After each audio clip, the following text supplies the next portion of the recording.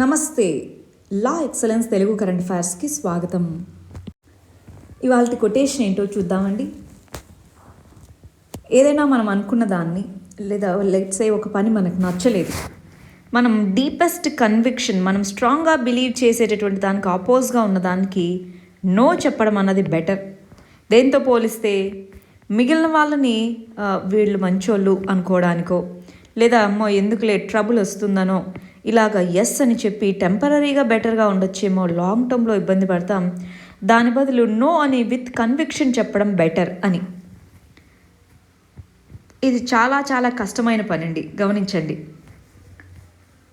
కానీ అన్నిట్లోనూ కాకపోయినా ఇంపార్టెంట్ విషయాల్లో ఇది కనుక మనం నేర్చుకోగలిగితే చాలామందికి ఉన్నటువంటి ప్రాబ్లం నో అని చెప్పలేకపోవడమే అన్నమాట. సో అది చెప్తే దాని నుంచి వచ్చే కాన్సిక్వెన్సెస్ గురించో లేదా మన గురించి ఏమనుకుంటారనో లేదా మన గురించి ఏ విధంగా చెప్తారనో ఇలా రకరకాలుగా మనం మొహమాటాలకు పోతుంటాం చిన్న చిన్న వాటికి. సో వాటి బదులు నో అని చెప్పగలిగితే లాంగ్ టర్మ్లో మనం హ్యాపీగా ఉండగలం, కనీసం మనల్ని హ్యాపీ చేసుకోగలం. సరే, మరి ముందుగా నిన్న ఇచ్చిన ప్రిలిమ్స్ క్వశ్చన్స్కి ఆన్సర్స్ ఏంటో చూసి ఆ తర్వాత ఆర్టికల్స్లోకి వెళ్ళిపోదాం. ఫస్ట్ క్వశ్చన్ వచ్చేటప్పటికి జిఎస్టీలో యాడ్ చేయాలి అంటే ఎవరి పర్మిషన్ కావాలి? GST council. దీంట్లో సెంటర్ మరియు స్టేట్ రెండు ఉంటాయన్నమాట. మామూలుగా ఓవరాల్గా జిఎస్టీ స్ట్రక్చర్నే మార్చాలంటే పార్లమెంట్ అనేటటువంటిది మార్చాలి జిఎస్టీ చట్టాన్ని. కానీ ఏదైనా ఒక గుడ్ని సర్వీస్ని యాడ్ చేయాలంటే జిఎస్టీ కౌన్సిల్ సరిపోతుంది. So answer C. రెండో చూడండి, ప్రిన్సిపల్ ఆఫ్ నాన్ రిఫాల్మెంట్ అంటే ఏంటి? ఒకసారి రెఫ్యూజీ స్టేటస్ కోసం ఇక్కడికి వస్తే వాళ్ళని మళ్ళీ తిరిగి వెనక్కి పంపించకూడదు అనే ప్రిన్సిపల్ ఆఫ్ నాన్ రిఫాల్మెంట్. అంటే ఇది రెఫ్యూజీస్కి సంబంధించింది. యుఎన్ కన్వెన్షన్ ఆన్ రెఫ్యూజీస్ అనేటటువంటిది ఉంది.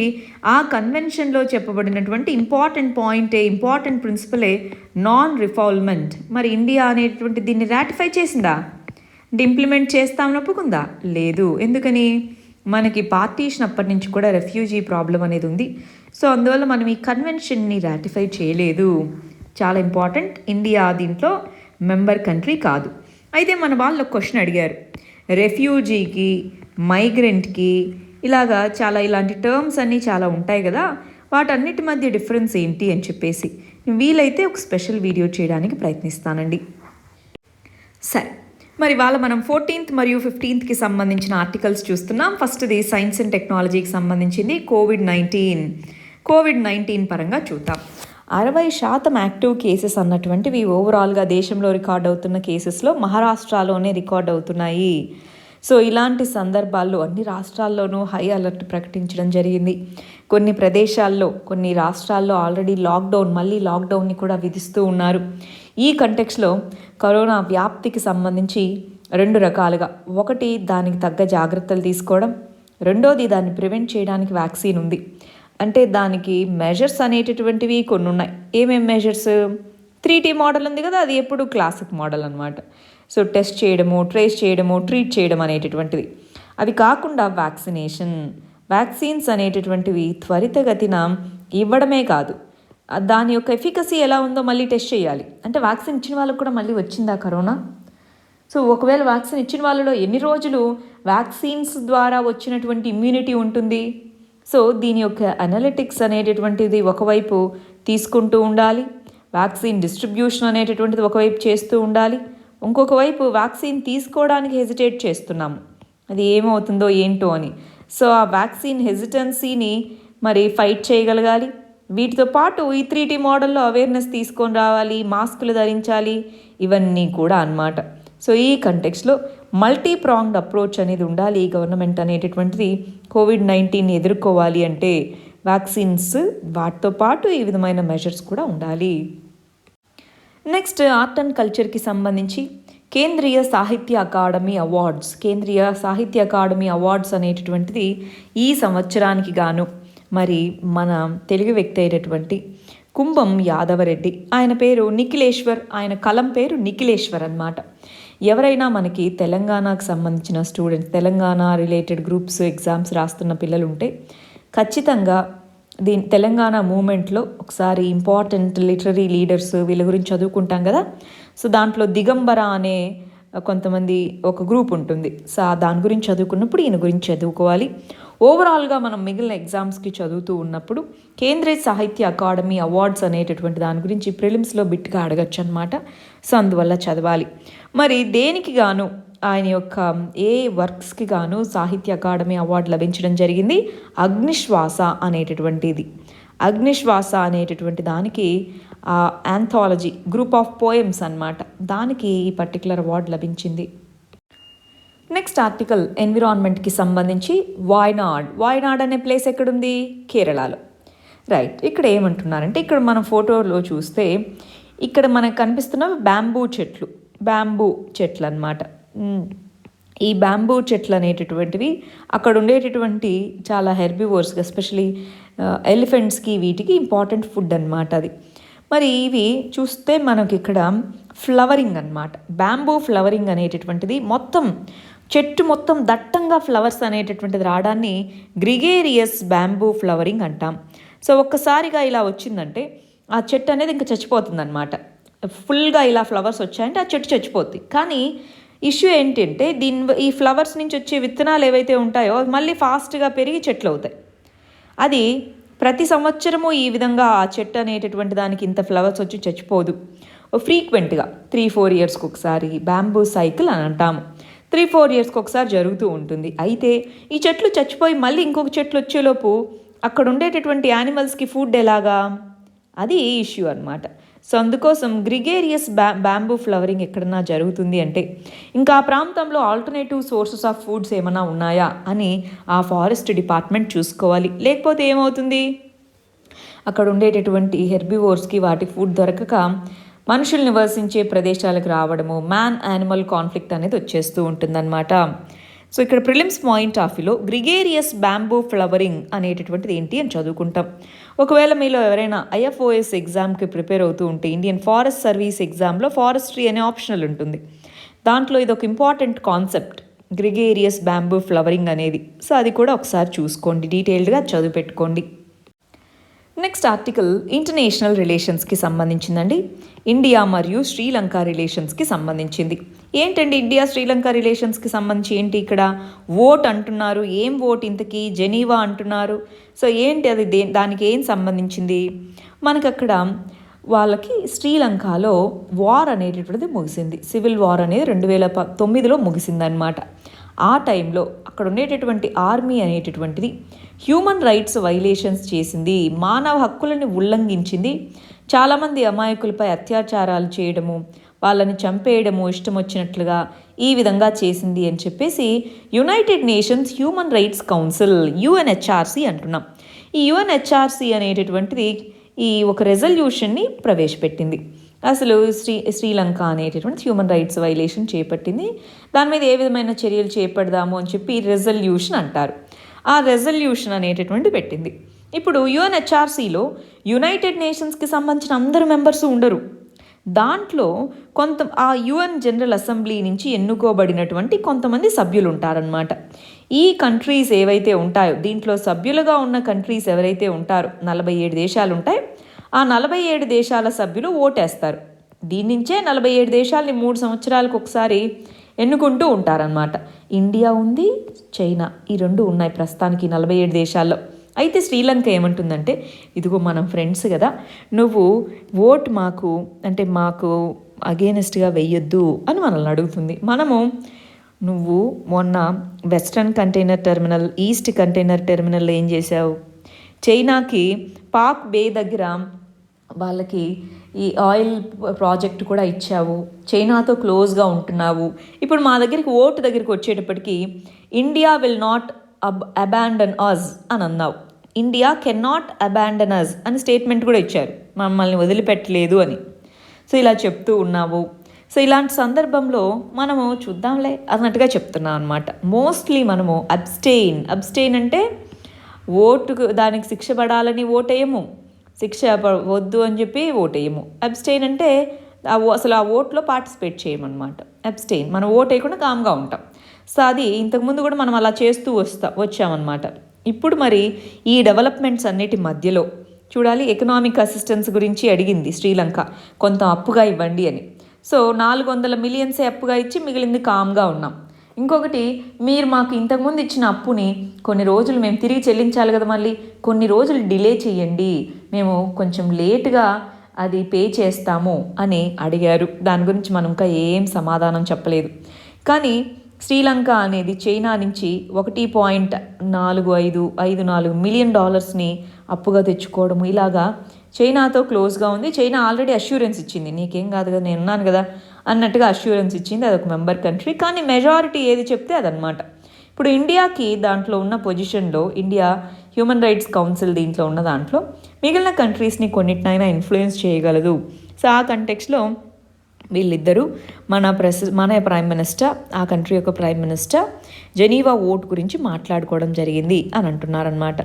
సో దాని యొక్క నెయిబరింగ్ కంట్రీస్ అవి దానికి సపోర్ట్ చేస్తాయని అది ఎక్స్పెక్ట్ చేస్తూ ఉందన్నమాట. సో ఎందుకు ఈ ఓటింగ్ జరుగుతుందో ఏంటో, ఆ కంటెక్స్ట్ ఏంటో అర్థమైంది కదా. నెక్స్ట్ ఆర్టికల్ సోషల్ జస్టిస్కి సంబంధించి వాటర్ మరియు వాటర్ రిలేటెడ్ ఇష్యూస్లో. సో వాటర్ క్వాలిటీ అంటే మనం తాగేటటువంటి నీటిలో వాటర్ క్వాలిటీ ఎంత ఉందో తెలుసుకోవాలా. ఓవరాల్గా వాటర్ క్వాలిటీని మెజర్ చేయడానికి దాంట్లో ఉండే సెలైనిటీ నుంచి అలా ఆర్సనిక్ కంటెంట్ ఎంత ఉంది, ఫ్లోరైడ్ కంటెంట్ ఎంత ఉంది, ఇలాగ సుమారుగా 16 పారామీటర్స్ అనేటటువంటి ఉంటాయి వాటర్ క్వాలిటీని ఫుల్గా చెక్ చేయాలంటే. ఆ 16 పారామీటర్స్కి సంబంధించి మామూలుగా మనకి చెక్ చేయడానికి కోసం వివిధ రకాల ఆర్గనైజేషన్స్ అనేటటువంటివి ఉంటాయి. వాటిలో రీసెంట్గా గవర్నమెంట్ జల్ జీవన్ మిషన్ అనేది తీసుకొని వచ్చి, ఇదిగో ఈ జల్ జీవన్ మిషన్ అంటే ఏంటి, ఇంతకీ ప్రతి ఇంటికి కూడా తాగునీటి సరఫరా ఉండాలి అన్నదే అనమాట. ఇంతకుముందు నేషనల్ రూరల్ డ్రింకింగ్ ప్రాజెక్ట్ అనేవాళ్ళం, ఇప్పుడు జల్ జీవన్ మిషన్ అంటున్నాం. దీని కింద కొన్ని క్వాలిటీ పారామీటర్స్ని సెట్ చేసింది. ఇదిగో ఇంత ఈ రకమైన టెస్ట్ చేయాలంటే ఇంత డబ్బులు తీసుకోవాలి, ఈ రకమైందంటే ఇంత మనీ తీసుకోవాలి, ఇలాగ క్వాలిటీ పారామీటర్స్ని సెట్ చేయడము, కొన్ని స్టాండర్డ్స్ని సెట్ చేయడం జరిగింది. దాని ద్వారా వాటర్ క్వాలిటీని ఇంప్రూవైజ్ చేయడంతో పాటు సిటిజన్స్లో అవేర్నెస్, మాకు సప్లై చేస్తున్నటువంటి వాటర్ క్వాలిటీ ఎంత ఉంది, సరిగా లేకపోతే దాన్ని క్వశ్చన్ చేయడము, సిటిజన్ ఎంపవర్మెంట్కి కూడా ఇది ఉపయోగపడుతుంది. మనం పే చేయగలిగేటటువంటి లెవెల్లోనే ఈ క్వాలిటీ మెజర్మెంట్ టెస్ట్లు అనేటటువంటి ఉంటాయి. ఇవి ₹50, ₹100 అలా ఉన్నాయండి. సో అది మనం పే చేయగలిగే లెవెల్లోనే ఉంటే మనం పే చేసి ఎంతవరకు క్వాలిటీ ఉందని చూస్తాం. అది కాకుండా లోకల్ గవర్నమెంట్స్ ఎప్పటికప్పుడు లోకల్ గవర్నమెంట్స్ ద్వారానైనా మనకి మంచినీటి సరఫరా జరిగేది. సో ఈ లోకల్ గవర్నమెంట్స్ అనేటటువంటివి ఎప్పటికప్పుడు క్వాలిటీ చెకప్స్ చేస్తూ ఉండాలి. ఇండివిజువల్స్ నార్మల్ సిటిజన్స్ కావాలంటే కూడా వాళ్ళు క్వాలిటీ చెకప్ చేయించుకోవచ్చు అని చెప్పేసి ఈ ప్రోగ్రామ్ కింద ఈ స్టాండర్డ్స్ని సెట్ చేయడం జరిగింది. అందువల్ల మనకు న్యూస్లో ఉంది ఓవరాల్గా 16 వాటర్ క్వాలిటీ స్టాండర్డ్స్ ఉంటాయి. ఈ మిషన్లో 2% ఓవరాల్ బడ్జెట్లో 2% ఓన్లీ వాటర్ క్వాలిటీ మానిటరింగ్ కోసమే పెట్టడం జరిగిందనమాట. అంటే సపరేట్ బడ్జెటరీ ఎలకేషన్స్ కూడా వాటర్ క్వాలిటీ మీద ఫోకస్ చేయడం జరిగింది. నెక్స్ట్ ఆర్టికల్ వచ్చేటప్పటికి ఎన్విరాన్మెంట్కి సంబంధించింది. గవర్నమెంట్స్కి సంబంధించిన వెహికల్స్ ఏవైతే ఉంటాయో ఆ ఓల్డ్ వెహికల్స్ని స్క్రాప్ చేయాలి. ఆ స్క్రాపేజ్ పాలసీ అనేటటువంటిది బడ్జెట్ 2021లో ప్రపోజ్ చేయడం జరిగింది. దాని ప్రకారం ఏంటి, ఓల్డ్ వెహికల్స్ ఏవైతే ఉంటాయో గవర్నమెంట్ వెహికల్స్ అయితే 15 సంవత్సరాలు వాడినటువంటి వెహికల్స్, అదే సివిలియన్ వెహికల్స్ అంటే నార్మల్గా అదర్ సిటిజన్స్ మనం ప్రైవేట్ వెహికల్స్ అంటాం. ప్రైవేట్ వెహికల్స్ అయితే 20 సంవత్సరాలు వాడినటువంటి వెహికల్స్ని వాలంటరీగా స్క్రాపేజ్ చేస్తే దానికి కొంత ఇన్సెంటివ్స్ ఇస్తాము అని చెప్పడం జరిగింది. గవర్నమెంట్ వెహికల్స్కి అయితే 15 సంవత్సరాల తర్వాత ఆ గవర్నమెంట్ ఆఫీసెస్ అనేటటువంటి అప్లై చేసుకొని కొత్త వెహికల్ తెచ్చుకోవచ్చు. ప్రైవేట్ వెహికల్స్ వాటిని అమ్మడం ద్వారా కొంత ఇన్సెంటివ్ చెల్లిస్తాము అని చెప్పడంతో పాటు మీరు అమ్మకపోతే మీ ఇష్టం, గ్రీన్ ట్యాక్స్ అనేటటువంటిది వేస్తాము, అడిషనల్గా 15 years దాటిందంటే గ్రీన్ ట్యాక్స్ వేస్తాము అని చెప్తున్నారు. సో ఒకవైపు ట్యాక్స్, ఒకవైపు ఏమో ఇన్సెంటివ్స్ ఇస్తూ పాత వెహికల్స్ని తీసేయాలి. ఎందుకు పాత వెహికల్స్ని తీసేయాలండి? పాత వెహికల్స్ వల్ల ఇదిగోండి వెహికులర్ ఎమిషన్స్ ఎక్కువగా ఉంటాయి, అవి తగ్గించాలి, ఎయిర్ క్వాలిటీని పెంచాలి, ఎన్విరాన్మెంటల్ పొల్యూషన్ తగ్గించాలి అన్న ఉద్దేశంతో ఈ వాలంటరీ వెహికల్ స్క్రాప్ పాలసీ అంటున్నాం. వెరీ ఇంపార్టెంట్, బడ్జెట్లో ప్రవేశపెట్టడం జరిగింది. వాలంటరీగా వెహికల్ని స్క్రాప్ చేసే వెహికల్ స్క్రాపింగ్ అంటాం. వాలంటరీ వెహికల్ స్క్రాప్ పాలసీ అని పిలుస్తాము.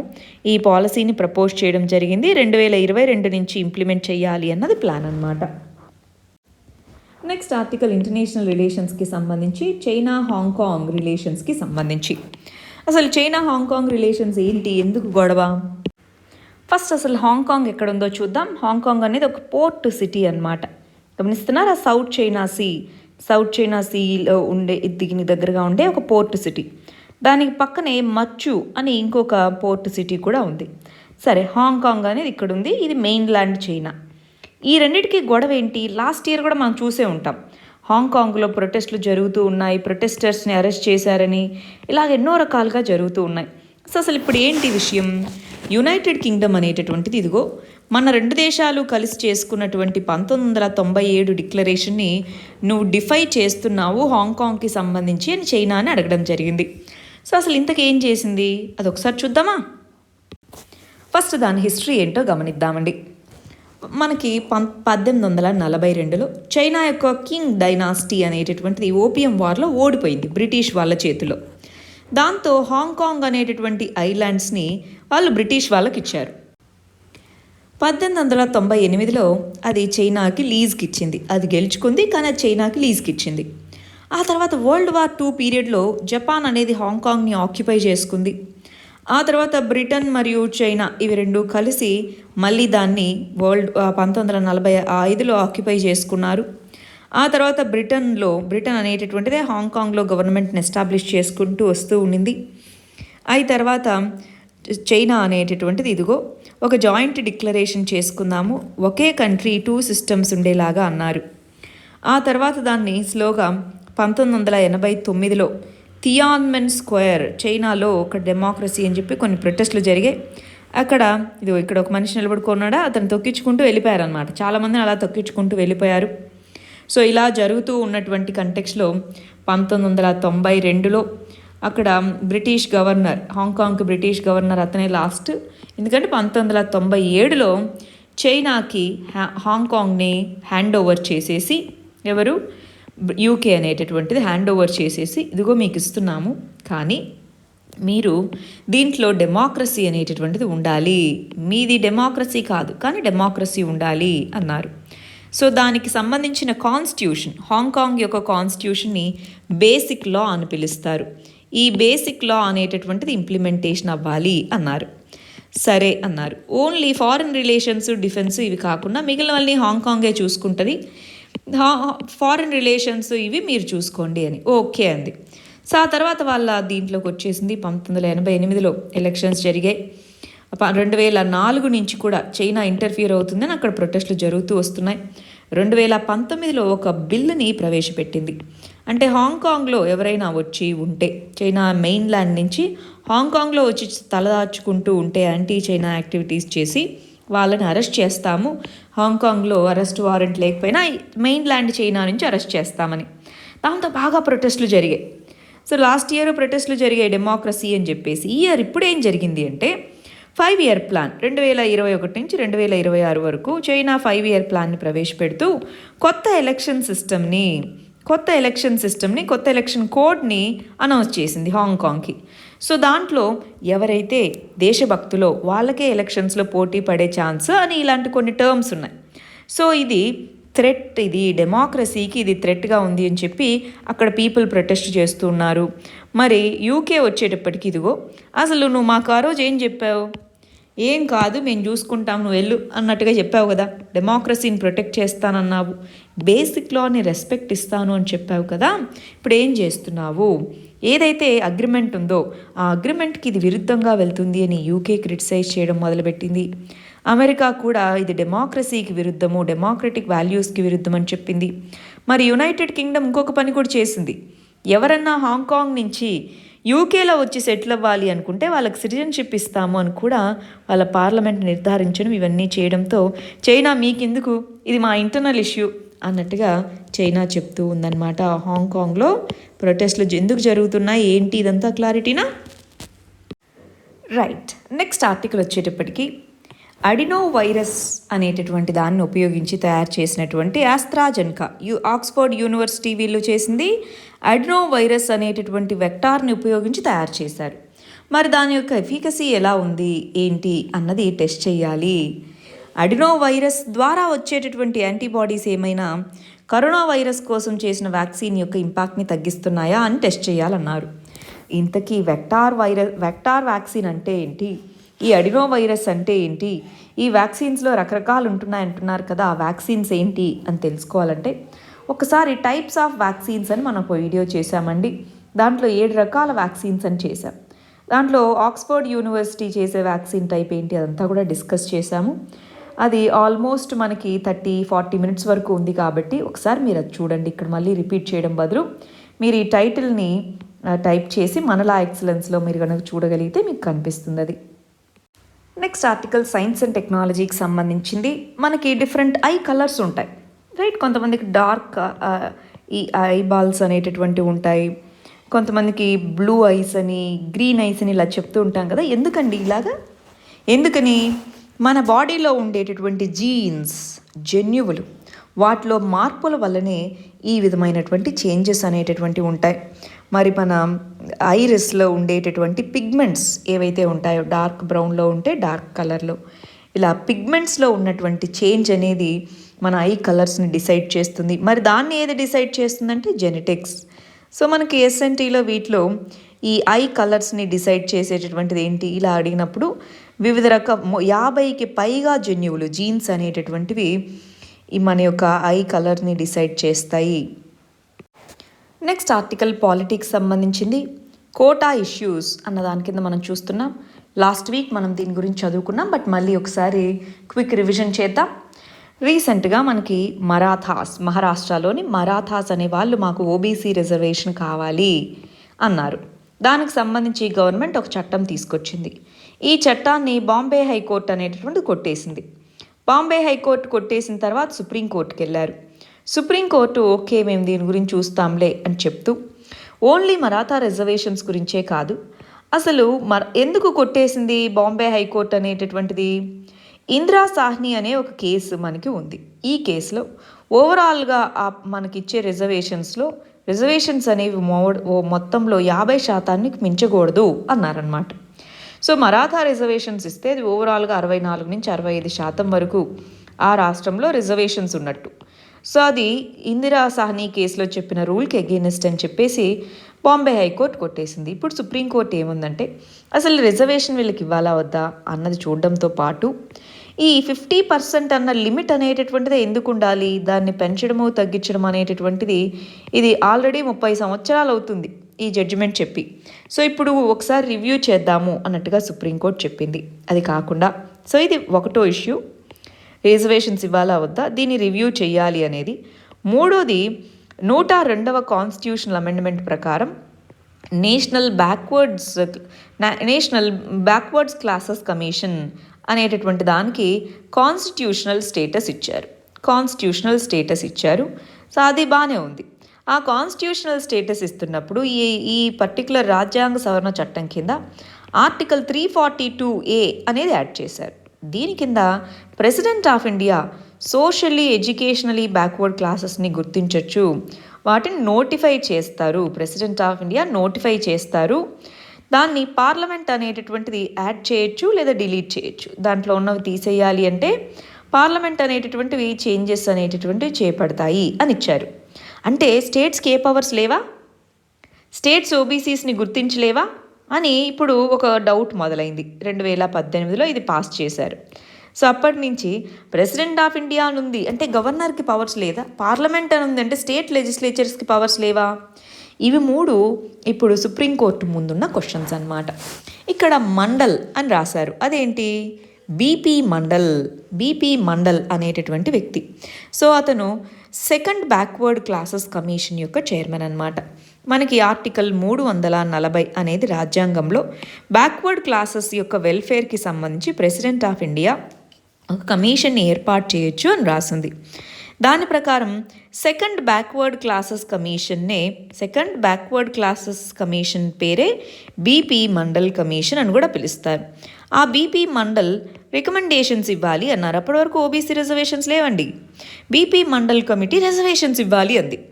సో ఆ టైంలోనే ఆ రిజర్వేషన్స్ ఇవ్వాలి అన్నప్పుడు దాన్ని ఇంప్లిమెంట్ చేస్తామంటేనే ఇందిరా సాహ్ని అనేటటువంటి కేసు అనేటటువంటి జరిగింది. ఆ కేసులో ఓబీసీ రిజర్వేషన్స్ ఇవ్వచ్చు అని చెప్పడం జరిగిందనమాట. ఇవ్వచ్చు, కానీ మొత్తం కలిసి 50% అని అప్పుడు చెప్పింది. సో ఒక్కసారి మనం ఏం చేయొచ్చు అంటే, మనకి సుప్రీంకోర్టు జడ్జిమెంట్స్కి సంబంధించి ఒక సిరీస్ చేశాం.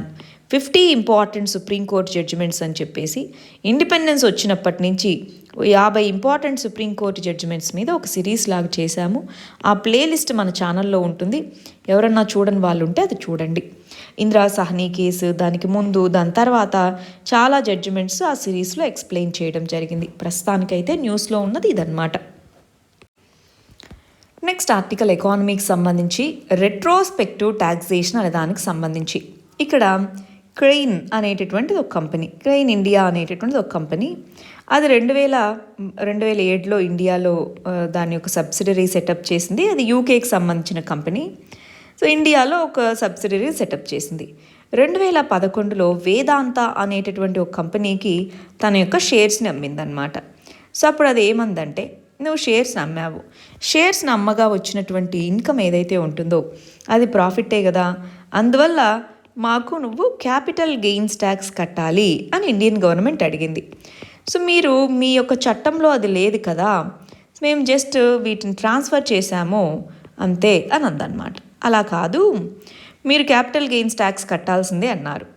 లేదు, మీ చట్టంలో లేదు కదా అంటే 2012లో ఇండియా అనేటటువంటిది, మన ఇండియన్ గవర్నమెంట్ అనేది మన ఇన్కమ్ ట్యాక్స్ చట్టము 1961కి అమెండ్మెంట్ తీసుకొచ్చాం, సవరణ తీసుకొని వచ్చి ఇదిగో 1961 నుంచి ఇప్పటి వరకు అంటే 2012 వరకు ఈ విధమైనటువంటి ఏ ట్రాన్సాక్షన్ జరిగినా వాటన్నిటికీ క్యాపిటల్ గెయిన్స్ ట్యాక్స్ కట్టాల్సిందే అని చెప్పి దీన్ని తీసుకొచ్చాం. అంటే రెట్రోస్పెక్టివ్గా ముందు డేట్ నుంచి కట్టాలి అని రెట్రోస్పెక్టివ్ ట్యాక్సేషన్ తీసుకొచ్చాం. దాంతో ఇది హైకోర్టుకి, సుప్రీంకోర్టులకి వెళ్ళింది క్రెయిన్ ఇండియా. సో కేసు వెళ్తున్నావా అని చెప్పేసి దానికి సంబంధించినటువంటి కొన్ని షేర్స్ని, కొన్ని డివిడెండ్స్ అంటారు, సో వాటిని తీసుకొని గవర్నమెంటే అమ్మింది. కొన్ని డివిడెండ్స్ ఏవైతే ఉంటాయో వాటిని గవర్నమెంట్ అమ్మింది. సో సుప్రీంకోర్టు కూడా కొట్టేసింది. అప్పుడు క్రెయిన్ ఇండియా ఇంటర్నేషనల్ ఆర్బిట్రేషన్కి వెళ్ళింది. ఇంటర్నేషనల్ ఆర్బిట్రేషన్కి ఏమని వెళ్ళింది, ఇదిగో మాకు ఇండియాకి మరియు యునైటెడ్ కింగ్డమ్కి మధ్యలో ఒక అగ్రిమెంట్ ఉంది, దాని పేరే బైలేటరల్ ఇన్వెస్ట్మెంట్ ట్రీటీ. ఈ BIT అనేటటువంటి దాని ప్రకారం వాళ్ళు మా ఇన్వెస్ట్మెంట్ని ప్రొటెక్ట్ చేయాలి, మేము వాళ్ళ ఇన్వెస్ట్మెంట్ని ప్రొటెక్ట్ చేస్తామని ఒప్పుకున్నాం. కానీ ఇప్పుడు ఈ విధంగా మా మీద రెట్రోస్పెక్టివ్ ట్యాక్సేషన్ వేస్తుందని వీళ్ళు దీనికి వెళ్ళారు. వెళ్తే ఇది అవును, ఖచ్చితంగా ఇండియా అనేది చెల్లించాల్సిందే డబ్బులు, డివిడెండ్స్ అమ్మింది దాని డబ్బులు, వాళ్ళకి ఎంతైతే ఈ లీగల్ కేసులకి ఎంతో కొంత డబ్బులు అయి ఉంటుంది కదా, సో ఆ లీగల్ కేసులకి దీన్ని మొత్తాన్ని కలిపి ఇంత అమౌంట్ ఎవరెవరికి చెల్లించాలి, ఇండియా అనేటటువంటిది క్రెయిన్ ఇండియా అనే కంపెనీకి చెల్లించాలి అని చెప్పి ఆర్బిట్రేషన్ అవార్డు ఇచ్చింది. గవర్నమెంట్ ఏం చేద్దాం అనుకుంటుంది మరి, మళ్ళీ దాన్ని అపీల్ చేద్దాము, ఆ ట్రిబ్యునల్, ఇంటర్నేషనల్ ట్రిబ్యునల్ ఇచ్చినటువంటి ఆ జడ్జిమెంట్, ఆ వర్డిక్ట్ ఏదైతే ఉందో దానికి ఎగెనిస్ట్గా అప్పీల్ చేద్దాము అన్నటువంటిది ఇక్కడ అనుకుంటున్నారు. పర్మనెంట్ కోర్ట్ ఆఫ్ ఆర్బిట్రేషన్ అన్నటువంటిది బైలేటరల్ ఇన్వెస్ట్మెంట్ ట్రీటీకి విరుద్ధంగానే ఈ ట్రాన్సాక్షన్ అంతా జరిగింది, సో ఇండియా చెల్లించాలి అని తీర్పిచ్చింది. దాంతో క్రెయిన్ ఇండియా చెల్లించు మాకు అని అడుగుతూ ఉంది. సో మన ఇండియన్ గవర్నమెంట్ ఏమో మనము అపీల్ చేసుకుందాము నెక్స్ట్ హై లెవెల్లో అని ఆలోచిస్తుందన్నమాట. నెక్స్ట్ ఆర్టికల్ ఎకానమీ మరియు గవర్నాన్స్కి సంబంధించి. డ్రాఫ్ట్ ఈ కామర్స్ పాలసీ అనేటటువంటి దాంట్లో గవర్నమెంట్ అనేటటువంటిది డేటా మిస్యూజ్ అవ్వకుండా దాన్ని ప్రొటెక్ట్ చేయాలి అన్నది ప్రయత్నిస్తుందన్నమాట. అంటే ఏంటి ఇంతకీ, ఇప్పుడు ఈ కామర్స్, ఇప్పుడు అమెజాన్ అనో ఫ్లిప్కార్ట్ అనో ఇవి ఉందా, సో దీంట్లో మనం మన డేటాని ఇస్తున్నాం కదా, మన డేటాని ఇస్తున్నాం, మన credit card information, debit card information ఏదో ఒకటి అది ఇస్తున్నాం, మన అడ్రస్ ఇస్తున్నాం, మన డీటెయిల్స్ అన్నీ ఇస్తున్నాం. సో వాళ్ళు మన ప్రిఫరెన్సెస్ అన్నీ కూడా, మనం ఏ విధమైనటువంటి గూడ్స్ని కొంటున్నాం అన్న డేటా దగ్గర నుంచి ఫినాన్షియల్ డేటా వరకు, financial data, plus user preference data అంటున్నాం. సో ఫినాన్షియల్ డేటా చాలా సెన్సిటివ్, యూజర్ ప్రిఫరెన్సెస్ డేటా కూడా ఇంపార్టెంట్. మరి దీన్ని మిస్యూజ్ చేయకుండా, డేటాని మిస్యూజ్ చేయకుండా కొన్ని సేఫ్ గార్డ్స్ అనేవి తీసుకొని రావాలి అన్న దాని మీద ఈ డ్రాఫ్ట్ కామర్స్ పాలసీ ప్రయత్నిస్తుంది అని చెప్తున్నారండి. ఇంపార్టెంట్ అవునా కాదా? సో ఇది ఇంపార్టెంట్. దాంతోపాటు డిజిటల్లీ ఇండ్యూస్డ్ డిస్క్రిమినేషన్ అంటే ఏంటి? డిజిటల్లీ ఇండ్యూస్డ్ డిస్క్రిమినేషన్ అంటే ఇప్పుడు నాకు ఏదైతే వస్తువు కొనుక్కోవాలనుకుంటానో ఆ వస్తువు దగ్గర నేను సెర్చ్ చేసుకొని వెళ్తాను. అలా కాకుండా కావాలని కొన్ని ప్రోడక్ట్స్కి ప్రిఫరెన్స్ ఇవ్వడం, కొన్ని ప్రోడక్ట్స్కి ప్రిఫరెన్స్ ఇచ్చేసి అవే ఫస్ట్ కనిపించేలాగా చూస్తే మనం మిగిలినవన్నీ చూసుకోకుండా వాటినే కొనుక్కోవడానికి చూస్తూ ఉంటాం. అంతేనా? సో ఆ విధంగా ప్రిఫరెన్స్ ఇచ్చి బయాస్ అనేటటువంటిది ఉండేలాగా చేయకుండా ఉండాలి. ఒకటోది డేటా సేఫ్టీ, రెండోది డిస్క్రిమినేషన్. ఈ రెండింటినీ తగ్గించేలాగా ఈ పాలసీ అనేటటువంటిది చూడాలి. దాంతోపాటు ఇండియన్ కామర్స్ సెక్టార్, ఇప్పుడు మనం చూస్తే అమెజాన్ ఇలాంటివి చాలా ఫారిన్ కామర్స్ సెక్టార్ వస్తున్నాయి. సో ఇండియన్ కామర్స్ సెక్టార్ని ప్రొటెక్ట్ చేసేలాగా, ఇండియన్ కామర్స్ సెక్టార్ని ఎంకరేజ్ చేసేలాగా కొన్ని గైడ్లైన్స్ ఈ పాలసీ కింద తీసుకొని వద్దాము అనుకుంటున్నారు. ఒకసారి ఈ పాలసీ మనకి రిలీజ్ అయ్యాక మనం ఇంకా డీటెయిల్డ్గా దీనికి సంబంధించి చదువుదామండి. ప్రస్తుతానికైతే డేటా మిస్యూజ్ అనేది ఉండకూడదు. డేటాకు సంబంధించి డిస్క్రిమినేషన్ అనేటటువంటిది, బయాస్ తగ్గాలి, డిస్క్రిమినేషన్ అనేటటువంటి తగ్గాలి. ఇండియాలో ఉండేటటువంటి కామర్స్ సెక్టార్ని ఎంకరేజ్ చేయాలి. ఇవి దీని యొక్క ప్రైమరీగా ఉద్దేశాలుగా కనిపిస్తూ ఉన్నాయి. ఓవరాల్ కామర్స్ సెక్టార్ని రెగ్యులేట్ చేయాలి. ఇప్పుడు ఫాల్స్గా ఇప్పుడు మనకి కొన్నిసార్లు చూస్తూ ఉంటారు, మనం ఆర్డర్ చేసిన వస్తువు ఒకటైతే మనకు వచ్చేది ఒకటి ఇలా ఉంటుంది. సో అలాంటి ఫాల్స్ కేసెస్ ఇలాంటివన్నీ చూడడానికి ఈ పాలసీలో కొన్ని మెకానిజమ్స్ తీసుకొని వస్తారని మనం అనుకుంటున్నాము. నెక్స్ట్ చూడాలి ఎకానమీకి సంబంధించి ఫిన్టెక్ సెక్టార్ అంటే ఫినాన్షియల్ టెక్నాలజీ సెక్టార్ అనేటటువంటిది ఇండియాలో $160 బిలియన్ సెక్టార్గా ఫిన్టెక్ సెక్టార్ డెవలప్ అవ్వబోతుంది నెక్స్ట్ వచ్చే 5 yearsలో అని చెప్తున్నారు. ఫైనాన్షియల్ టెక్నాలజీ సెక్టార్ అంటే ఏంటి? వివిధ ఇదిగోండి, ఫైనాన్షియల్ సెక్టార్ అంటే మొబైల్ కమ్యూనికేషన్ టెక్నాలజీని ఉపయోగించి ఫినాన్షియల్ ట్రాన్సాక్షన్స్ ఇవన్నీ కూడా ఇప్పుడు మనం వాడేటటువంటి యాప్స్, ఇప్పుడు మన పేటిఎం కానీ ఇవన్నీ కూడా ఫిన్టెక్ యాప్సే అన్నమాట. సో ఇలాంటివన్నీ ఓవరాల్గా దాని యొక్క వాల్యుయేషన్ పెరగబోతుంది. అందుకే మనం ఫిన్టెక్ వ్యాలీస్ అని, ఫిన్టెక్ సెంటర్స్ అని ఇవి ఇప్పుడు చాలా ప్రాధాన్యత సంతరించుకున్నాయి. కానీ వాటితో పాటు సైబర్ సెక్యూరిటీ అనేది ఇంపార్టెంట్. ఫిన్టెక్కి ఒక మూల స్తంభంలాగా సైబర్ సెక్యూరిటీని పరిగణించాలి. నెక్స్ట్ ఆర్టికల్ గవర్నాన్స్కి సంబంధించి ఎన్పిఆర్ అంటున్నాము, నేషనల్ పాపులేషన్ రిజిస్ట్రీ అంటున్నాం. ఇదేంటి ఇంతకీ? సెన్సస్ అనేటటువంటి దానికి ఎన్పిఆర్ అనేటటువంటి దానికి ఏంటి తేడా అది మనం చూద్దాం. ప్రస్తుతానికైతే ఎన్పిఆర్ అనేటటువంటిది ఒక డేటాబేస్. ఎవరైతే ఇండియాలో రెసిడెంట్స్ ఇక్కడ నివసిస్తూ ఉన్నారో, రెసిడెంట్స్ అంటే వేరే దేశానికి సంబంధించి ఇక్కడే బిజినెస్ కోసమో దేనికోసమో ఇక్కడే నివసిస్తుంటే వాళ్ళందరి డేటా దీంట్లో ఉంటుంది. ఎన్పిఆర్ అనే దాంట్లో ఉంటుందన్నమాట. సో రెసిడెంట్స్ యొక్క డేటాబేస్ అనేటటువంటిది ప్రిపేర్ చేయడం ఎన్పిఆర్ యొక్క ఉద్దేశం. మరి సెన్సస్ మరియు ఎన్పిఆర్ ఈ రెండింటినీ కూడా ministry of home affairs coordinate చేసుకుంటుంది. సో హోమ్ అఫైర్స్ అనేటటువంటిది దీనికి కోఆర్డినేటింగ్ మినిస్ట్రీ అన్నమాట. సరే, బాగుంది. ఇదేమంటుందంటే ఈ ఎన్పిఆర్ని ఏదైతే మనం ఫిల్ చేయాలో, ఎన్పిఆర్కి సంబంధించి ప్రతి ఒక్కసారి మన ఇంటికి వచ్చి డేటా ఫిల్ చేయడం బదులు ఒక ఆన్లైన్లో అప్లికేషన్ లాగా ఇస్తారు. సో ఆన్లైన్లోనే డేటా మొత్తం ఫిల్ చేస్తారు. ఆన్లైన్లో డేటా ఇచ్చిన తర్వాత దీనికి బయోమెట్రిక్స్ అవసరం లేదు, డాక్యుమెంట్స్ ఏమీ సబ్మిట్ చేయాల్సిన అవసరం లేదు. బయోమెట్రిక్స్ అంటే మన ఫింగర్ ప్రింట్స్ కానీ ఇవేమీ అవసరం లేదు. అదేవిధంగా మనము బర్త్ సర్టిఫికేట్స్ ఇట్లాంటి డాక్యుమెంట్స్ సబ్మిట్ చేయాల్సిన అవసరం లేదు. ఆన్లైన్లో ఎంట్రీ చేసుకుంటాం. ఆ తర్వాత ఒక నెలకి సెన్సస్ కోసం సెన్సస్ ఎన్పిఆర్ ఒకటేసారి డేటాని కలెక్ట్ చేసుకుంటారు. అది కలెక్ట్ చేసుకోవడం వస్తారు కదా, వాళ్ళకి ఆన్లైన్లో ఫిల్ చేసేటప్పుడు ఒక రిజిస్ట్రేషన్ నంబర్ లాంటిది వస్తుంది. ఆ రిజిస్ట్రేషన్ నంబర్ ఇస్తే చాలు, వాళ్ళు ఆ డీటెయిల్స్ని వెరిఫై చేసుకొని ఎంట్రీ చేసుకుంటారు మళ్ళీ ఒకసారి. అది ఇప్పుడు ఇచ్చిన గైడ్లైన్స్. ఇంతగా ఎన్పిఆర్ అంటే ఏంటో, ఎన్పిఆర్కి సెన్సస్కి మధ్య ఉన్న తేడా ఏంటో చూద్దామా? నేషనల్ పాపులేషన్ రిజిస్ట్రీ, ఇదిగోండి, ఇది ఓన్లీ యూజువల్గా రెసిడెంట్స్ ఎవరు ఉంటున్నారు ఇండియాలో అంటే ఇప్పుడు ఒక ఎన్ఆర్ఐ ఉన్నారు, 3-4 సంవత్సరాల నుంచి వేరే దేశంలో ఉన్నారు, వాళ్ళ డేటా ఎన్పిఆర్లో ఉండకపోవచ్చు. అంతేనా? రెసిడెంట్ కాదు కదా. అలాగనమాట. లేదు వేరే దేశానికి సంబంధించిన వాళ్ళు కొన్ని సంవత్సరాలుగా వివిధ రకాల రీజన్స్ వల్ల ఉంటున్నారు. సో వాళ్ళ నేమ్స్ ఉండొచ్చు ఎన్పిఆర్లో. అదనమాట ఇన్ఫర్మేషన్ అనేటటువంటిది లోకల్ లెవెల్లో, విలేజ్ లేదా టౌన్ లెవెల్లో, వీటన్నిటి లెవెల్లో కలెక్ట్ చేసుకొని దేని కింద సిటిజన్షిప్ చట్టము అనే దాని కింద కలెక్ట్ చేసుకుంటారు. దీనికి రూల్స్ కూడా ఉన్నాయి. సిటిజన్షిప్ రూల్స్ 2003 అనే దాని కింద 2010లో ఫస్ట్ టైం ఎన్పిఆర్ అనేటటువంటి దాన్ని తీసుకొని రావడం జరిగింది. 2015లో దాన్ని అప్డేట్ చేసుకున్నారు ఆధార్తో లింక్ చేసుకొని.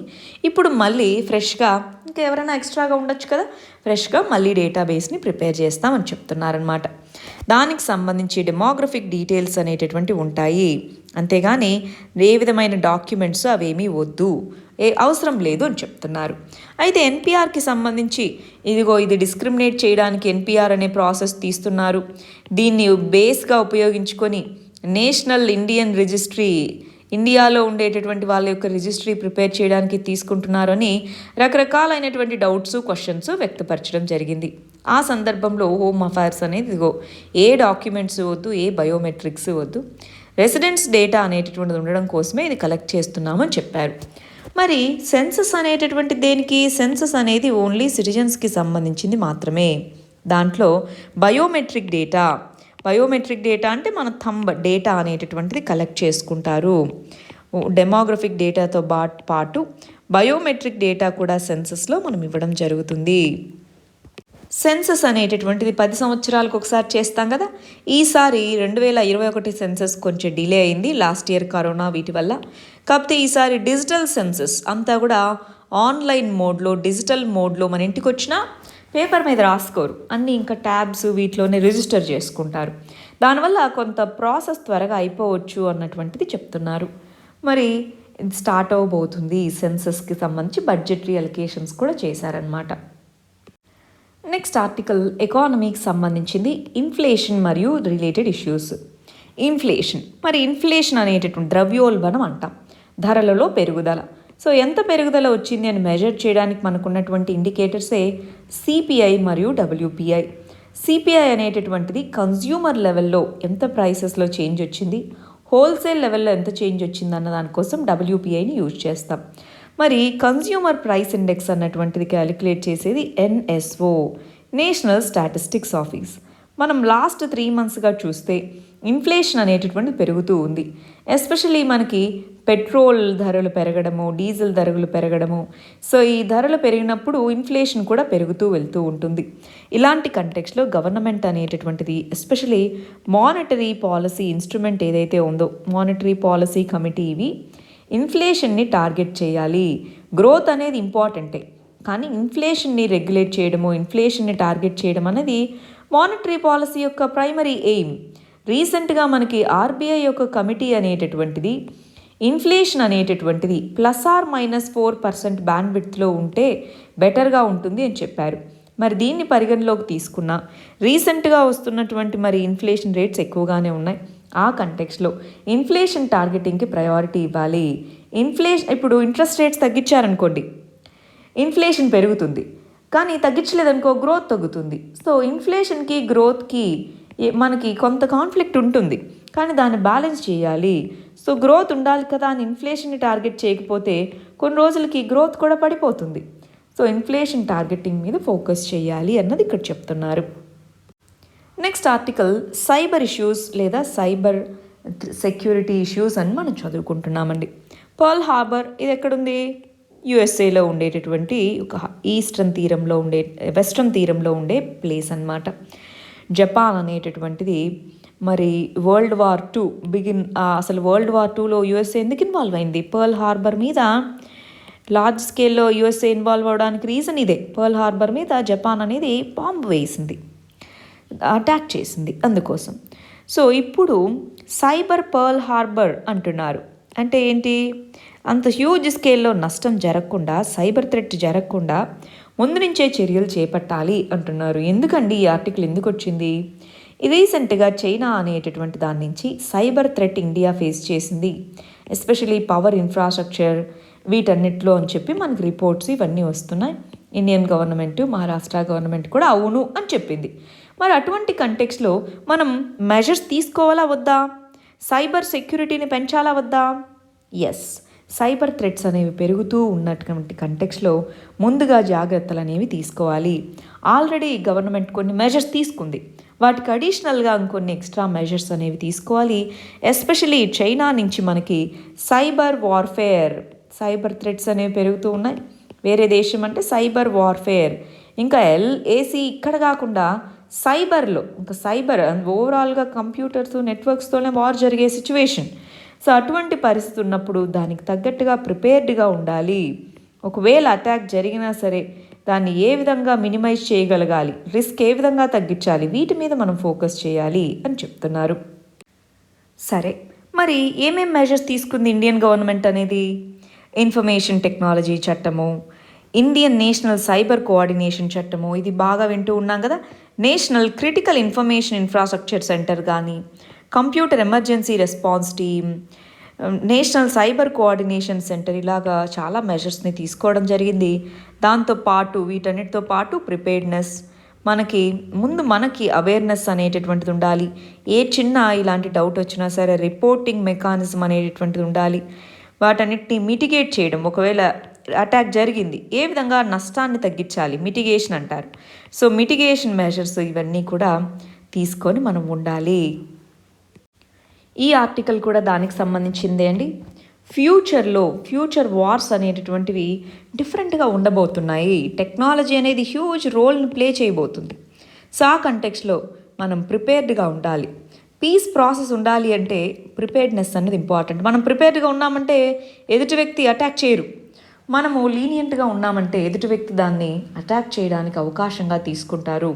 సో ప్రిపేర్డ్నెస్ అన్నది ఇంపార్టెంట్. దానికి తగ్గట్టుగా నెక్స్ట్ జనరేషన్ చూడండి, మోడర్న్ వార్లో hybrid, compound, non linear, fourth generation, next generation, contactless wars, ఇలా రకరకాల పదాలతో పిలుస్తున్నాం. ఈ ఫ్యూచర్ వార్స్లో artificial intelligence, robotics, drones, already ఇవన్నీ ఇప్పటికీ రోల్ ప్లే చేస్తున్నా, అవి నెక్స్ట్ లెవెల్లో ఎక్కువ హ్యూజ్ స్కేల్లో వాడబోతున్నాయి. సైబర్ థ్రెట్స్ కూడా, సైబర్ దాంట్లో కూడా అక్కడ ఏ మనిషి ఉండాల్సిన అక్కర్లేదు. ఆర్టిఫిషియల్లీ ఇంటెలిజెంట్ సిస్టమ్ అనేది చేయగలదు. ఈ సైబర్ వార్ఫేర్ వీటన్నిటికీ తగ్గట్టుగా ప్రిపేర్డ్గా ఉండాలి. వార్ అన్నటువంటిది మల్టీ డైమెన్షనల్గా ఉండబోతుంది, ఇంపార్టెంట్. నెక్స్ట్ ఆర్టికల్ గవర్నాన్స్కి సంబంధించి హర్యానాలో లోకల్స్కి 75% రిజర్వేషన్స్ ఇవ్వాలి అన్నట్టుగా గవర్నమెంట్ ఒక చట్టాన్ని తీసుకొని వచ్చింది. దీని గురించి మొన్న కూడా చదువుకున్నాం కదా, ఏమని? సో దానికి కొన్ని పాజిటివ్స్ ఉన్నాయి, కానీ కొన్ని నెగిటివ్స్ కూడా ఉన్నాయి. పాజిటివ్స్ అంటే ఎంప్లాయ్మెంట్ ప్రొవైడ్ చేస్తుంది, లోకల్గా ఎకనామిక్ గ్రోత్ అనేటటువంటిది వస్తుంది, అక్కడ అన్ఎంప్లాయ్మెంట్ అనేటటువంటిది తగ్గుతుంది, ఇవంతా మంచిదే. కానీ నెగిటివ్స్కి వచ్చేటప్పటికి అక్కడ స్పెషలైజేషన్ అనేటటువంటిది, అక్కడ కావాల్సిన ఇండస్ట్రీకి స్పెషలైజేషన్ ఉన్నటువంటి వాళ్ళు అక్కడ దొరకకపోతే ఏం చేయాలి? హ్యూమన్ రీసోర్సెస్ డిస్క్రిమినేషన్ అనేటటువంటిది, వన్ నేషన్ అనే కాన్సెప్ట్కి ఇది అగెనిస్ట్ అవుతున్నట్టే. ప్లస్ మనం అన్ని జాబ్స్లోనూ చూస్తే 75% పైగానే లోకల్సే ఉంటున్నారు, మనం ఏ దేంట్లో చూసినా. సో అది ఒక పొలిటికల్ టాక్టిక్గా తప్ప మామూలుగా మనం చూస్తే అండి, జాబ్స్లో 70% కంటే పైనే అన్ని జాబ్స్, ప్రైవేట్ పబ్లిక్ గమనించాలి, ఓన్లీ పబ్లిక్ కాదు, ప్రైవేట్ పబ్లిక్ సెక్టార్ చూస్తే 70% కంటే పైనే లోకల్స్ ఎప్పుడూ ఉంటున్నారు ప్రతి దాంట్లోనూ. మహారాష్ట్ర లాంటి దీంట్లో కూడా లోకల్స్ 70% కంటే ఎక్కువే ఉన్నారు. సో దాన్ని ఒక పొలిటికల్ టాక్టిక్గానే ఉపయోగించుకుంటున్నారు తప్ప దాంట్లో రియల్ ఎసెన్స్ అనేటటువంటిది లేదు. ఎందుకంటే ఎక్కువ మంది లోకల్సే ఉన్నారు కాబట్టి. సో ఎకనామిక్గా ప్రాంతాన్ని డెవలప్ చేసి ఎక్కువ జాబ్స్ని క్రియేట్ చేయకుండా ఈ విధంగా వాళ్ళు రావడం వల్ల ఇది అలా ఉంది, వీళ్ళు రావడం వల్ల ఇది ఇలా ఉంది అని అదొక సెన్స్ ఆఫ్ సెక్యూరిటీని, ఇన్సెక్యూరిటీని బిల్డ్ చేయడం తప్ప ఇక రియల్ గ్రోత్ అనేటటువంటిది ఉంటే ఇలాంటివి అవసరం ఉండవు. లోకల్స్ ఇంపార్టెన్స్ ఇవ్వాలి, నేటివిజం అనేటటువంటిది ఇంపార్టెంటే, కానీ ఆ నేటివిజం నేషనల్ ఇంటిగ్రేషన్కి ఎగెనిస్ట్గా అవ్వకూడదు. ప్లస్ అక్కడ సబ్స్టాన్స్, రియల్ ఎకనామిక్ డెవలప్మెంట్ ఉంటే ఇవేమీ అవసరం లేదు, రైట్? నెక్స్ట్ ఆర్టికల్ పాలిటిక్స్ సంబంధించిందండి. రీసెంట్గా మనకి ministry of information and broadcasting అనేది ఇండెక్స్ మానిటరింగ్ సెల్ అనే దాన్ని ఒకటి తీసుకొని వచ్చిందండి. సో ఇది ఒక రిపోర్ట్ని సబ్మిట్ చేసింది. సో దాంట్లో ఏం చెప్తున్నారంటే, మనకి ప్రతి సంవత్సరం మనకి వరల్డ్ ప్రెస్ ఫ్రీడమ్ ఇండెక్స్ అనేటటువంటిది రిలీజ్ చేస్తూ ఉంటారు. ఈ వరల్డ్ ప్రెస్ ఫ్రీడమ్ ఇండెక్స్లో ఇండియా లాస్ట్ ఇయర్ అంటే 2002లో 142వ ర్యాంక్ని సాధించింది. 142వ ర్యాంక్ అంటే చాలా లీస్ట్గా ఉన్నట్టు. అదేంటి మరి అంత తక్కువగా ఎందుకుంది? మనకి ఎవరిస్తారండి? ఇది యుఎన్ ఇస్తుందా? కాదు. రిపోర్టర్స్ వితౌట్ బార్డర్స్, ఆర్ఎస్ఎఫ్ అంటారు. సో రిపోర్టర్స్ వితౌట్ ఫ్రాంటియర్ అన్నట్టుగా అనమాట. ఇది ఫ్రెంచ్ పేరు, రిపోర్టర్ సాన్స్ ఫ్రాంటియర్ అన్నట్టుగా. సో రిపోర్టర్స్ వితౌట్ బార్డర్స్ అనేది ఒక రినౌడ్ ప్రెస్ ఆర్గనైజేషన్ అనమాట, అది ఇస్తుంది. దాంట్లో లాస్ట్ ఇయర్ 2020లో 142వ ర్యాంక్ వచ్చింది. సో అసలు ఏ విధంగా వాళ్ళు అసలు ఏ దాన్ని బేస్ చేసుకొని ఇస్తున్నారు, ఏంటి, ఏ విధంగా దాంట్లో ఇంప్రూవైజ్ అవ్వచ్చు అని ఒకటి రిపోర్ట్ వేయడం జరిగింది. దానికి సంబంధించి వాళ్ళు చెప్పింది ఏంటంటే ప్రెస్ ఫ్రీడమ్ అనేటటువంటిది ఇంపార్టెంట్, రైట్ టు డిసెంట్ అనేటటువంటిది ఫ్రీడమ్ ఆఫ్ స్పీచ్ అండ్ ఎక్స్ప్రెషన్లో ఇంపార్టెంట్. మరి క్రిటిసైజ్ చేసిన వాళ్ళందరినీ అరెస్ట్ చేయడం, డీటైన్ చేయడం అనేటటువంటిది right to freedom of speech and expression అంటే రైట్ టు డిసెంట్కి ఎగెనెస్ట్, అది వన్ ఆఫ్ ది ఫ్యాక్టర్స్ ఇక్కడ. సో అది అది గవర్నమెంట్ అనేది అది చేయకూడదు అన్నట్టుగా చెప్తుందన్నమాట. మీడియా హౌసెస్ మీద ఎఫ్ఐఆర్స్ పంపించడము, ఇవన్నీ కూడా దీనికి కొన్ని ఎగ్జాంపుల్స్గా చెప్తున్నారు. సరే, మరి నిన్న ఇచ్చిన క్వశ్చన్కి మన వాళ్ళు ఎలా ఆన్సర్ రాశారో చూద్దాం. దండి మార్చ్, దాని యొక్క ఇంపార్టెన్స్ ఏంటో చెప్పండి. దాంట్లో ఇంపార్టెంట్ కాంట్రిబ్యూషన్, వేరియస్ లీడర్స్ యొక్క కాంట్రిబ్యూషన్ ఏంటో చెప్పండి అన్నాం. సో ఇది ఇలాంటి క్వశ్చన్స్ చాలా బ్రాడ్ క్వశ్చన్స్ అండి. సో అది ఎప్పుడు జరిగింది, దాని ఇంపార్టెన్స్ ఏంటి, లీడర్స్ కాంట్రిబ్యూషన్ వివిధ ప్రదేశాల నుంచి చెప్పగలగాలి. Okay, good. Gujarat, Cuttack, good అండి, బాగా రాశారు. సో ఎప్పుడైనా సరే ఇలాంటి క్వశ్చన్స్లో ప్రాబ్లం ఎక్కడొస్తుందంటే ఫస్ట్ పార్ట్ గురించి ఎక్కువ రాయడము, సెకండ్ పార్ట్ని ఇగ్నోర్ చేయడము, లేదా లీడర్స్ గురించి బాగా తెలుసు కదా అని సెకండ్ పార్ట్ గురించి బాగా రాయడము, ఇలా చేస్తూ ఉంటారు. ఇది బ్యాలెన్స్డ్గా ఉంది, గుడ్. సరే, ఇక్కడ చూద్దాం. దండి సత్యాగ్రహం అంటే ఏంటి, దానికి సంబంధించిన ప్రాముఖ్యత ఏంటి, దేశవ్యాప్తంగా ఎవరెవరు ఏ ఉద్యమాలను నడిపారు, తెలుగువారి పేరు కూడా రాశారు, గుడ్ అండి. సో బాగా రాశారు. ఇది కొంచెము నీట్గా రాసుకోండి, ఇక్కడ మేబీ టైపింగ్ లేదా ఇష్యూ ఉన్నట్టుంది, బట్ బాగా రాశారు. నెక్స్ట్ ఇదిగోండి, ఈ ఫస్ట్ ఇంట్రడక్షన్ ఉంది చూసారా. ఇప్పుడు గాంధీజీ ఎందుకు ఎంచుకున్నారు ఇదంతా మనకి అవసరం లేదు, రైట్. ఇంపార్టెన్స్ అంటే దాని యొక్క ఇంపాక్ట్ ఏముంది, ఎందుకని ఆ దండి సత్యాగ్రహం అనేది ఇప్పటికీ మనం గుర్తుపెట్టుకొని ఇప్పుడు మళ్ళీ 1 year దాన్ని ఎందుకు సెలబ్రేట్ చేసుకుంటున్నాం, ఇది మీరు రాయాల్సింది. దీని ఇంపాక్ట్ ఉంది చూసారు, అది రాయాలి. మరి మిగిలిన వాళ్ళు కాంట్రిబ్యూషన్ అనే సెకండ్ పార్ట్ రాయలేదు. సో ఈ పార్ట్ని కన్సైజ్ చేసి దీన్ని రాశారు, సెకండ్ పార్ట్ని రాయాలి, రైట్. సెకండ్ పార్ట్ మిస్ అయ్యారు, 5 marks పోతాయి ఇలా రాస్తే. నెక్స్ట్ దండి మార్చ్ ఇంట్రొడక్షన్ రాశారు, దాని యొక్క ప్రాముఖ్యత ఏంటి, దాంట్లో పాల్గొన్నటువంటి నాయకులు, రాణి గడిలు, ఓకే, గుడ్. సో ఇలా రాశారు, గుడ్ అండి, రైట్. సో ఎప్పుడు ఈ సత్యాగ్రహం జరిగింది అని రాశారు, దానికి సంబంధించి ఇంపార్టెన్స్ ఏంటి అని రాశారు, దాంట్లో లీడర్స్ ఎవరెవరు, వాళ్ళ యొక్క కాంట్రిబ్యూషన్ ఏంటి అని రాశారు, గుడ్. సరే, మరి ఇది ఇవాల్టి మన మెయిన్స్ క్వశ్చన్ అండి. దీనికి ఆన్సర్ రాయడానికి ప్రయత్నించండి. ఇవి మన first set of prelims questions. వీటికి ఆన్సర్స్ కమెంట్ సెక్షన్లో ఇవ్వండి. రేపు మనం వీటికి కరెక్ట్ ఆన్సర్స్ ఏంటో చూద్దాం. All the very best. Thank you very much.